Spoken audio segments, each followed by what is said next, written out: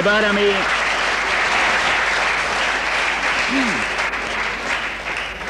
সরকারি দলের মাননীয় মন্ত্রী নাভিদ বিন সালেহকে ফ্লোর দিচ্ছি।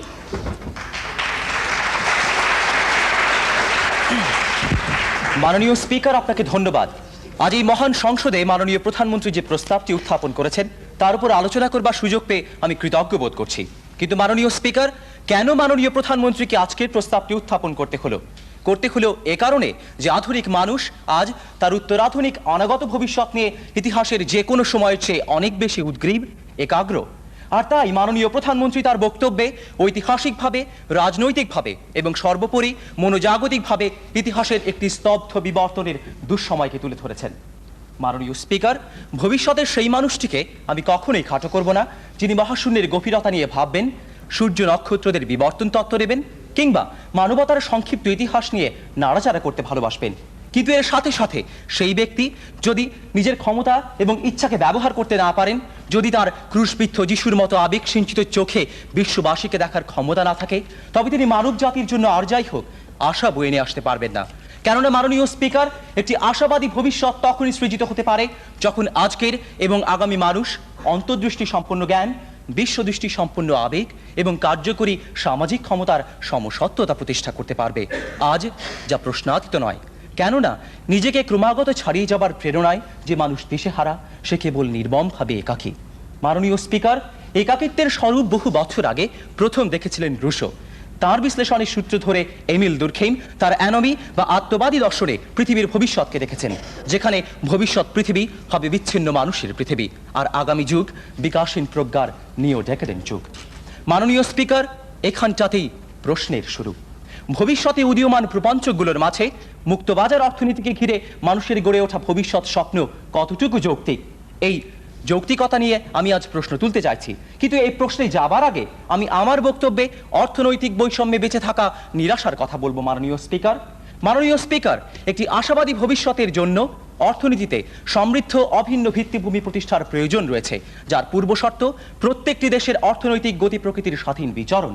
কিন্তু গুনার মিডল তার বিখ্যাত গ্রন্থ এশিয়ান ড্রামাতে দেখাচ্ছেন প্রাচ্যের উন্নয়ন ভাবনার জন্ম পশ্চিমা কৃষ্টিতে। আর এভাবেই ওয়েস্টার্ন এনলাইটেনমেন্টের যুগ থেকে শুরু করে আজ অবধি তৃতীয় বিশ্বকে গিনিপিগ হিসেবে ব্যবহার করে উত্তরের পৃথিবী Nelson model, Harrod Domar model আর কেইনসীয় ধারণার মতো বহুমাত্রিক দিক নির্দেশনায় বিশ্বস্ত করেছে তাদের। আর ব্র্যান্ড রিপোর্টের প্রচ্ছদের মতো সমস্ত পৃথিবীর দেহ জুড়ে এঁকে দিয়েছে এক বিশাল কৃষ্ণ বিভাজন রেখা, যার একদিকে সমৃদ্ধ উত্তর আর একদিকে বঞ্চিত দক্ষিণ। তাই কোনো একক দেশের জন্য উন্নয়ন ভাবনার পরিস্থিতিগত উপযোজ্যতা আজ সম্পূর্ণ অনুপস্থিত। মাননীয় স্পিকার, এই নিরাশার পরিবর্তন কে ঘটাবে? মাননীয় স্পিকার, গ্লোবালাইজেশনের সংস্কৃতি চর্চায় আজ মুক্তবাজার অর্থনীতি উচ্চকণ্ঠ হয়েছে, কিন্তু এই বহুল প্রশংসিত ভবিষ্যৎ ডগমাটি কি সত্যিই ত্রুটিহীন? কখনোই নয়। প্রথমত, লো লেভেল ইকুইলিব্রিয়াম ট্র্যাপে আটকে পড়া দেশগুলোর ক্ষেত্রে বাজারে তথ্যের অসম্পূর্ণতার সৃষ্টি হয়, ফলে বাজার শক্তির নিরবচ্ছিন্নতা নষ্ট হয়। দ্বিতীয়ত, এক্সটার্নাল ইকোনমির সমাধান বাজার অর্থনীতি নিশ্চিত করতে পারে না। এবং তৃতীয়ত, প্যারেটো কাম্যাবস্থা, যা ঢালাও মুক্ত বাজারপন্থীদের চূড়ান্ত লক্ষ্য, তাতে পৌঁছানো সম্ভব হয় না সেকেন্ড বেস্ট সলিউশনের তত্ত্ব অনুসারে, যেখানে প্রক্ষেপিত গন্তব্য নিয়তই পরিবর্তনশীল। মাননীয় স্পিকার, এই অদম্য চলমান অর্জুনের রথ মুক্তবাজার ভবিষ্যতে কেবল নিরাশাকেই সাথী করবে। মাননীয় স্পিকার, অর্থনীতির বিশ্বে নৈরাশ্য আরও আছে। ব্রেটেন উডসের দুটি ঋণদাতা প্রতিষ্ঠান একদিকে পরিবেশগত চিন্তাকে দূরে ঠেলে রেখে মুক্তবাজার অর্থনীতির ক্যাথলিক, আবার এরই সমান্তরালে আবার কমন ফিউচার নামক ব্রুটল্যান্ড রিপোর্টে উপস্থাপিত হচ্ছে পরিবেশগত চাহিদাকে ক্ষতিগ্রস্ত না করে সাস্টেইনেবল ডেভেলপমেন্ট বা টেকসই উন্নয়নের তত্ত্ব। এ যেন একই মন্দিরে দুজন ভিন্ন বিশ্বাসের পুরোহিতের বাস। মাননীয় বিরোধী দল, অনাগত দিনগুলোতে এই দিকভ্রান্ত মানুষেরা তবে কোন পথে যাবে? মাননীয় স্পিকার, প্রশ্ন উঠতে পারে যে প্রযুক্তি আমাদের ভবিষ্যৎকে একটি আশাবাদী কাঠামোতে দাঁড় করাবে, কিন্তু মাননীয় স্পিকার, এই আশাবাদের অসঙ্গতিকেও আমরা একটি দ্বিমাত্রিক দৃষ্টিকোণ থেকে ব্যাখ্যা করতে পারি। প্রথম মাত্রায় আমরা দেখতে পাই, যদি আমাদের দৃষ্টি নিবদ্ধ হয় বস্তুবাদী নান্দনিকতায়, তবে সেখানে আজকের মানুষ যেন বিশাল এক প্রশ্নবোধক। কেননা প্রযুক্তির বিপ্লবে, ইনফরমেশন সুপার হাইওয়ের কল্যাণে আজ মানুষের কাছে যেখানে আসবার কথা ছিল সাইবার টেক শব্দটি, সেখানে আমাদের অভিধানে যেন ক্রমশ স্পষ্ট হয়ে উঠছে সাইবার পর্ন আর ইলেকট্রনিক ফ্যাসিজমের মতো আরো অনেক অন্ধকার শব্দমালা। এবং দ্বিতীয় প্রসঙ্গ, মাননীয় স্পিকার, দ্বিতীয় মাত্রাটি হচ্ছে এই যে 75% জনগোষ্ঠী থেকে যখন উঠে আসতে দেখি মাত্র 5% বিজ্ঞানীকে, যখন 98% R&D ব্যয় হয় পৃথিবীর মাত্র 1 ভাগ দেশে, তখন প্রযুক্তির এই অশুভ বিকাশ আমাদের কোনো আশাবাদী ভবিষ্যতের দিকে ইঙ্গিত দেয় না মাননীয় স্পিকার। প্রযুক্তির গণতন্ত্রায়ন আজকের মতো ভবিষ্যৎ দিনেও হয়তো আমাদের জন্য নাছোঁয়াই থেকে যাবে।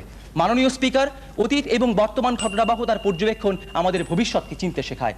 আর তাই যখন আমরা রাশিয়ার পরিত্যক্ত পরমাণু বিজ্ঞানীদের দেখি চীন, ইরান, লিবিয়া, লেবাননের মতো উগ্র জাতীয়তাবাদীদের ব্যবহার করতে, যখন অর্থনৈতিক অসম প্রবৃত্তির পাশা খেলায় পঞ্জায় সব, তখন আমরা শিউরে উঠি মাননীয় স্পিকার।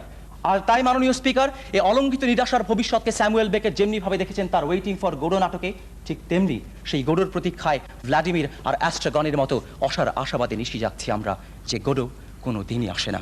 ধন্যবাদ।